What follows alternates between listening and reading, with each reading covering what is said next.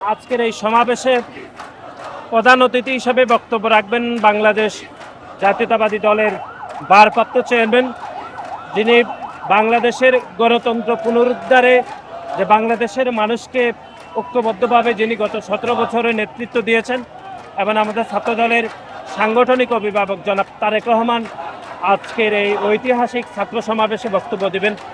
উনি আসলে ছাত্রদলের নেতাকর্মী এবং একই সাথে আমাদের দলের নেতাকর্মী এবং সাধারণ শিক্ষার্থী যারা বাংলাদেশ জাতীয়তাবাদী ছাত্র দলের রাজনীতিতে সম্পৃক্ত হতে তারা ইচ্ছুক, তাদের উদ্দেশ্যে বক্তব্য দেবেন।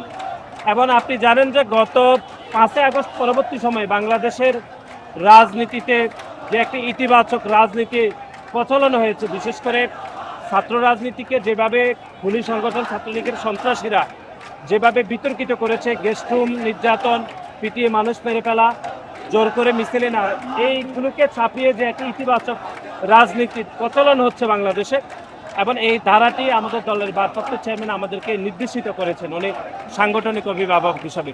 সুতরাং আমরা মনে করছি সকল প্রস্তুতি, সকল নির্দেশনা উনি আমাদেরকে দিবেন। এছাড়া আমাদের দলের সংগ্রামী মহাসচিব জনাব মির্জা ফখরুল ইসলাম আলমগীর বক্তব্য দিবেন।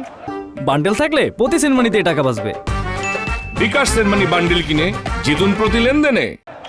আপনারা জানেন যে শাহবাগ একটি গুরুত্বপূর্ণ রাজনীতির চরিত্রের অংশ বাংলাদেশের, এবং এই বাংলাদেশের গণতান্ত্রিক দ্বারাই শাহবাগ আমি মনে করছি একটি বাক বদলের চিত্র।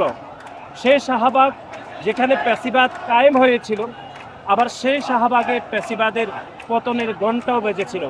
সেই ঐতিহাসিক শাহবাগ চত্বরে থেকে আমরা বাংলাদেশের সাধারণ শিক্ষার্থী এবং বাংলাদেশের গণতান্ত্রিক আমি সকল মানুষকে আমরা আহ্বান জানাবো যে আজকের এই সমাবেশের কারণে যদি ঢাকার কোনো নগরবাসী যদি সাময়িক যে অসুবিধা হবে, ভোগান্তি হবে, সেজন্য আমরা আগাম দুঃখ প্রকাশ করছি। এবং বাংলাদেশের গণতান্ত্রিক আন্দোলনে বাংলাদেশ জাতীয়তাবাদী ছাত্র দলের যে অবদান, বিশেষ করে জুলাই আগস্টে 142 জন নেতাকর্মী শহীদ হয়েছেন, এরকম একটি ছাত্র সংগঠনের এরকম একটি সমাবেশের কারণে যারা ভোগান্তিতে পড়বেন তাদের কাছে আমরা ক্ষমা প্রার্থনা করছি। আমরা খুব দ্রুত সময়ের মধ্যে আমাদের এই প্রোগ্রামটি আমরা শেষ করব। আর আমরা যেটি বলছি যে শাহবাগ গুরুত্বপূর্ণ রাজনৈতিক চরিত্র, সেই শাহবাগে থেকে আজকে বাংলাদেশের ছাত্র রাজনীতির ভবিষ্যতে বাংলাদেশ জাতীয়তাবাদী ছাত্রদল কীরকমভাবে পরিচালিত করবে তার একটি সামগ্রিক রূপরেখা আজকের এই সমাবেশ থেকে দিবেন আমাদের দলের ভারপ্রাপ্ত চেয়ারম্যান জনাব তারেক রহমান। আমরা কেন্দ্রীয় শহীদ মিনারে যে একটি নতুন রাজনৈতিক দল সমাবেশ করছে, আমরা তাদেরকে কিন্তু ইতিবাচক রাজনীতি করার প্রক্রিয়ার অংশ হিসাবে তাদেরকে জায়গা আমরা ছেড়ে দিয়েছি। আপনারা অতীতে দেখেছেন যে বাংলাদেশ জাতীয়তাবাদী দল কোথাও যদি কোনো রাজনৈতিক সমাবেশ করত, সেখানে আওয়ামী লীগ পাল্টা কর্মসূচি দিয়ে প্রোগ্রামকে কিভাবে বিনষ্ট করা যায়, কিভাবে বিভক্তি করা যায় সেরকম করতো, কিন্তু আমরা তার বিপরীতে একটি ইতিবাচক রাজনীতি করেছি।